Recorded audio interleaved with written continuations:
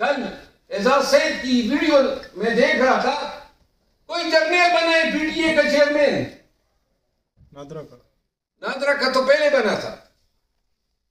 صرف نادرا کی نہیں، سرونگ جرنیلوں کو سول اداروں کی سربراہان کیوں بنایا جا رہا ہے؟ کیوں آپ حق تلفی کر رہے ہیں سویلینز کی؟ ہمارے ہاں یہ جو این ایل سی اور ایف ڈبلیو او ہیں، جو کنسٹرکشن کے ادارے ہیں فوج کے، وہ ٹیکوں میں کمپٹیشن یا ٹینڈریں نہیں ڈالتے ہیں. ان کو ملے گا چاہے 10 بڈرز ہو.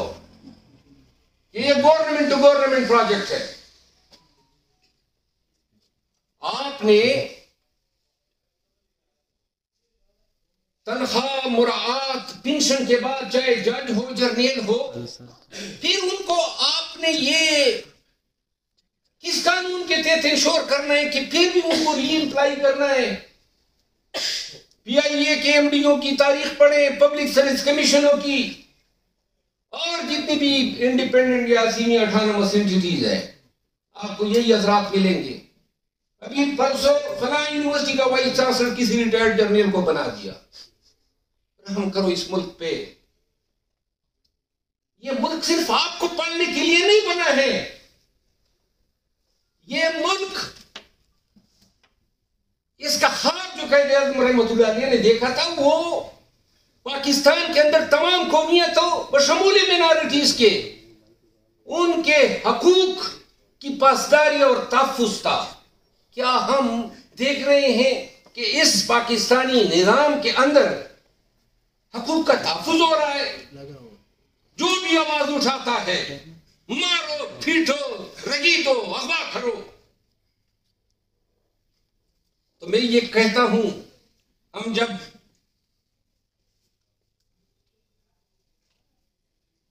توقع رکھتے ہیں، میں پاکستانیوں کو کہنا چاہتا ہوں، یہ توقع رکھنا کہ فل کورٹ بیٹھے گی اور وہ جناب آپ کا نظام درست کرے گی، احمقوں کی جنت میں رہنے کے مترادف ہے.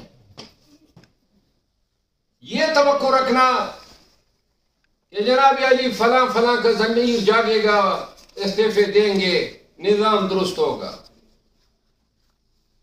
یا یہ توقع رکھنا کہ کوئی غیبی مدد آئے گی اور پاکستان کے حالات جو ہیں آپ کے لیے درست کر لے گی، معیشت چل پڑے گی، قانون کی حکمرانی ہوگی، اور سب جو ہیں وہ پاک سرزمین شادباد کے گانے لگائیں گے اور فخر سے کہیں گے کہ جی اس ملک میں قانون کی حکمرانی کی ہریالی ہے، کیونکہ غیبی مدد آئے گی.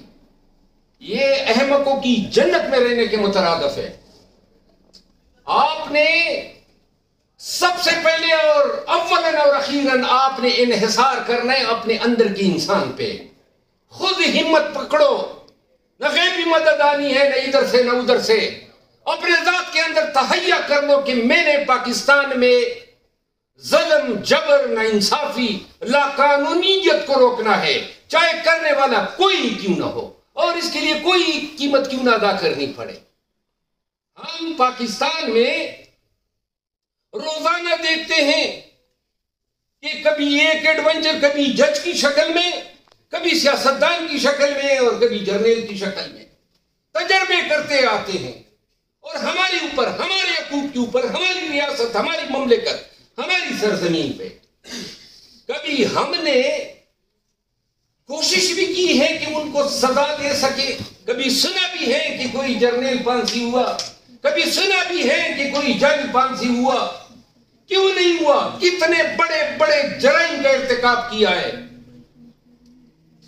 کیونکہ ہم نے ہی یہاں پہ امیونٹی کا کلچر متعارف کرایا ہے کہ جناب بارسوخ لوگ جو ہیں وہ قانون کے اثر سے آزاد ہیں، ان پہ قانون کی لاٹھی نہیں پڑ سکتی. اللہ کے بندو، چائنا میں دیکھ لو نا، ساؤتھ کوریا کی مثالیں آپ کے سامنے ہیں، توپوں کے سامنے تو رکھ کے ان کو اڑاتے ہیں. وہاں نظام کیسا ہے اور آپ کا نظام کیسا ہے؟ 76 سال میں اسی نظام میں آپ نے رہتے ہوئے اس ملک اور اس ملک کے لوگوں کا دڑ تختہ کر دیا. پاکستان کو ضرورت ہے کہ ہم احتساب کے ایسے عمل کو متعارف کرائیں جس کا تابع جج بھی ہو، جس کا تابع جرنیل بھی ہو، جس کا تابع جو ہے معاشرے کا شخص ہو، اور کسی کی جرت ہی نہ ہو۔ یہاں جرت کیا، یہاں کہتے ہیں قانون کس چڑیا کا نام ہے۔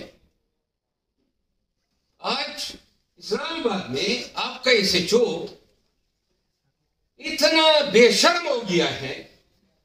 میں دبئی گیا تھا، اب سنیں مثال دے رہا ہوں، دبئی گیا تھا ابھی کچھ دنوں قبل، ایک ہفتہ 10 دن قبل، میرے ایک دنیا کو ایک ایس ایچ او کی کال آتی ہے، میں نے کسی جگہ پہ وہاں یہ سیمینار تھا، ورکشاپ تھا، یہ اوورسیز پاکستانی بچوں کو جو بھیجتے ہیں، تو وہاں میں نے جانا تھا، اس میں شرکت کرنی تھی، ایک تاریخ رکھی تھی۔ تو ایس ایچ او نے کہا میرے جونیئر کو کہ جی وہ مروت صاحب کو بتا دے کہ وہ نہ آئے، ورکشاپ میں نہ آئے۔ تو بھئی کون ہو تم؟ تو جونیئر نے مجھے کہا کہ جب میں نے ان کو بتایا کہ وہ تو باہر ہیں، اب کاش میں ادھر ہوتا اور میں چاہتا کہ میں آتا اور میں دیکھنا چاہتا تھا کہ تم غنڈہ گردی پہ کس طرح مجھے جو ہے یا بدماشی کے زور پہ یا ڈنڈے کے زور پہ تم مجھے رام کر سکتے ہو۔ میں بحیثیت پاکستانی قانون جانتے ہوئے کسی ایسے جو تانیدار، رینجر، ایجنسی کہ کسی غیر قانونی قدم پہ سر خمی نہیں کر سکتا۔ یہ قانون نے مجھے سکھایا ہے، 32 سال سے میرے دماغ میں پڑا ہے، 32 سال سے میں نے یہ سیکھا ہے کہ میں نے لوگوں کو ان کا حق جو ہے دلانا ہے۔ تو کس طرح کوئی میرے اپنے حق پہ قدم کس طرح لگا سکتا ہے؟ پاکستانیوں، پاکستان کو ضرورت ہے 40 سال بعد قاضی فائز عیسیٰ نے انصاف کے لیے نہیں کیا، قاضی فائز عیسیٰ نے پیپل پارٹی کو خوش کرنے کے لیے گرچہ فیصلہ درست ہے، 40 سال بعد یا 50 سال بعد سپریم کورٹ کہتی ہے کہ جی وہ تو ظلم ہوا تھا۔ ایسا ظلم تھا؟ ظلم نہیں ہوا تھا، قتل ہوا تھا۔ ایک انسان کا آپ نے عدالتی قتل کیا، اور انصاف کا تقاضا تھا کہ ان ججوں کو ان کی قبروں پہ جا کے سزائیں دیتے۔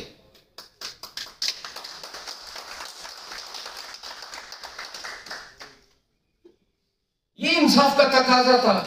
مشرف کو پھانسی کا آرڈر تو ہو گیا، مکافات عمل ہے، اور جس نے اس فیصلے کو اڑایا وہی ہے نا؟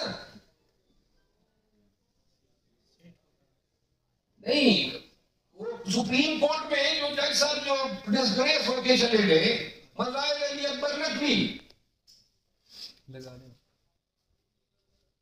انہوں نے ڈکلیئر کیا کہ سرے سے وہ میکینزم ہی لیگل ہے جس کے تحت مشرف کو پھانسی کی سزا دی گئی۔ حالت کیا ہوئی اس جج صاحب کی؟ عزیزان من، پاکستان میں قانون کی حکمرانی ایک خواب ہی رہے گی جب تک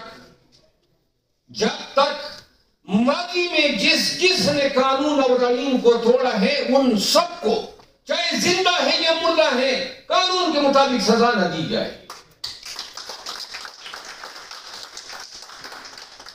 مشرف کی پھانسی پر عمل درآمد ہوتا یا وہ فیصلہ ٹھہرتا تو یہ 2.5 سال سے اس ریاست میں یہ لوگوں کے گھروں میں گھسنا، ہوا کرنا، مارنا، پیٹنا، یہ عوامی لوگ تھے، کیونکہ قانون کا ڈر ہوتا۔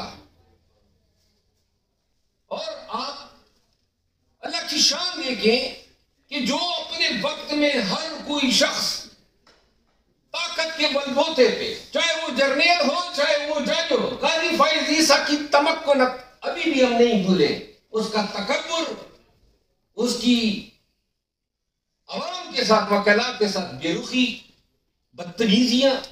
اللہ کی شان ہے جو اپنے عدالت میں لوگوں کی توہین کیا کرتا تھا، آج دنیا بھر میں خود توہین اس کے ساتھ ہو رہی ہے، اور شاید یہ مرتے دم تک اس کا مقدر ہوگی۔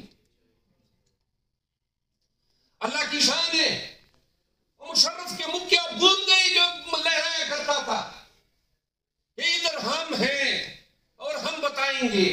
وہی مشرف تھا، لاغر، کمزور، ریاست، قانون اور آئین سے بھاگا ہوا، مرتے دم تک اس کو اس دھرتی پہ سانس لینا نصیب نہیں ہوا۔ وہ ضیاء-ال-حق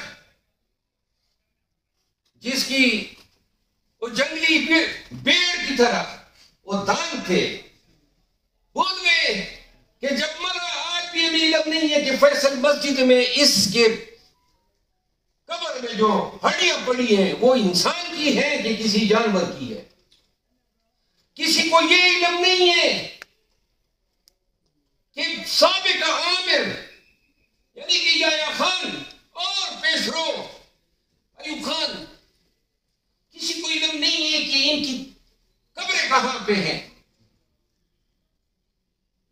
آج اور یہ تاریخ کے کوڑے ہیں جو لگے ہیں ان تمام لوگوں پہ جنہوں نے اپنے وقت میں اپنے آپ کو فرعون ثابت کرنے کی کوشش کی۔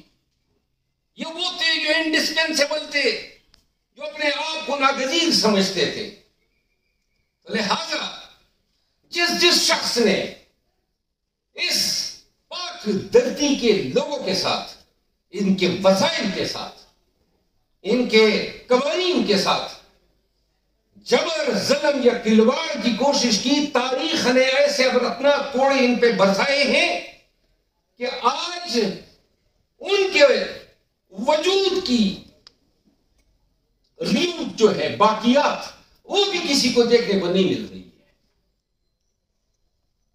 نہ کسی ہم پڑھتے ہیں تو جب یہ ایک زندگی ہم نے ڈر کے اور خوف سے اور سسک کے گزارنی ہے، تو جو تاریخ میں جن لوگوں نے نام رقم کیا ہے، کیوں کر ہم نہیں دے سکتے ہیں؟ نیگورو کاراباخ کی تاریخ پڑھیں، عراق کی تاریخ پڑھیں، ترکوں کی تاریخ پڑھیں، رومنوں کی تاریخ پڑھیں، ماضی میں زیادہ نہ جائیں، کیوبا کی تاریخ پڑھیں، چی گویرا کو پڑھیں، فیڈل کاسٹرو کو پڑھیں، صدام حسین کو پڑھیں۔ اب اصل مثال دیتا ہوں، ایران کو دیکھ لیں۔ پرسوں خبر چل رہی تھی کہ پاکستان کے اثاثے جو ہیں وہ 2 مہینوں کے امپورٹ کو جو ہے ہم افورڈ کر سکتے ہیں، 2 مہینے۔ ایران جو ہے سن 1979 سے 1979 جب خمینی کا انقلاب آیا، آج تک دنیا کے سینکشنز کو بھگت رہا ہے۔ نہ دوائیں اس کے پاس جاتی ہیں، نہ کوئی تجارت کر سکتا ہے، نہ کوئی ان کو پیٹرول خرید سکتا ہے۔ کیا قوم ہے، ڈٹی ہوئی ہے، 50 سال سے زائد گزار لیے، اب ان کا سیمنٹ، ان کا سریا، ان کا پیٹرول، ان کی دوائیاں پاکستان میں اسمگل ہو کے آتی ہے، اور قیمت جو ہے کوالٹی میں بہتر، اور قیمت پاکستان کے سریے اور پاکستان کی سیمنٹ سے سستی۔ کیا قوم ہے؟ قومیں تو ایسی بنتی ہے۔ ہمارے ہاں 10 سپاہی یا رینجر والے لاٹھی اٹھائے آتے ہیں اور ایک اشدہا میں لوگوں کا بھاگ رہا، بھاگو بھاگو۔ وہ بھائی کوئی اسرائیل ہے؟ اگر تمہارا حق کسی نے مارا ہے اور تمہارے حق پہ بیٹھا ہوا ہے تو جاؤ، ڈٹ جاؤ، کھڑے ہو جاؤ۔